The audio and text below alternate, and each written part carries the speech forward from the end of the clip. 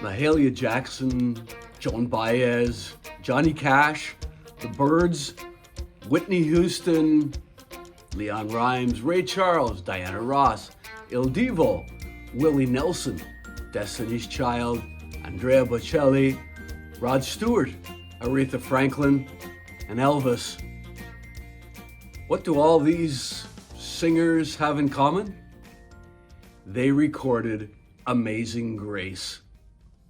Amazing Grace has been recorded more than any other song on the planet. The second most recorded song is Yesterday by the Beatles. 2,200 times it's been recorded. But Amazing Grace has been recorded more than 6,500 times.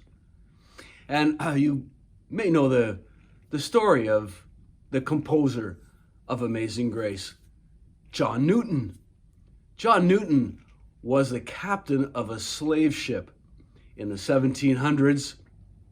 He started out as a simple sailor. He had been conscripted into the service of slave ships and was known as a profane man, a mocker of Christianity.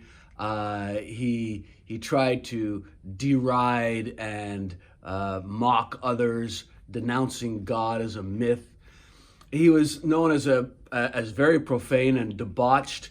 One of his captains said that he was the most profane sailor he had known.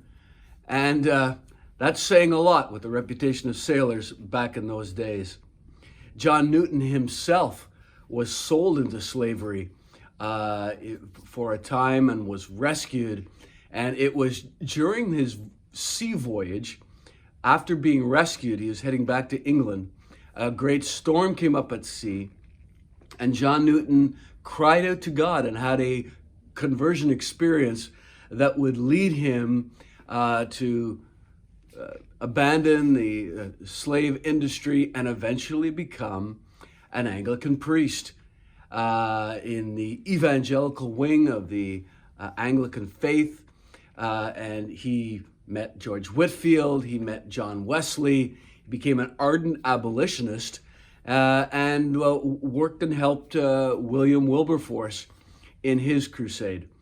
He wrote many hymns, but of course the most famous is Amazing Grace. This song has been sung all over the world in so many different circumstances. In the 60s, it was sung by the crowds as they marched in the civil rights movement in the southern United States. And it's on this day, the 21st of December in 1807, that John Newton, the Anglican clergyman and former slaver, went to be with the Lord.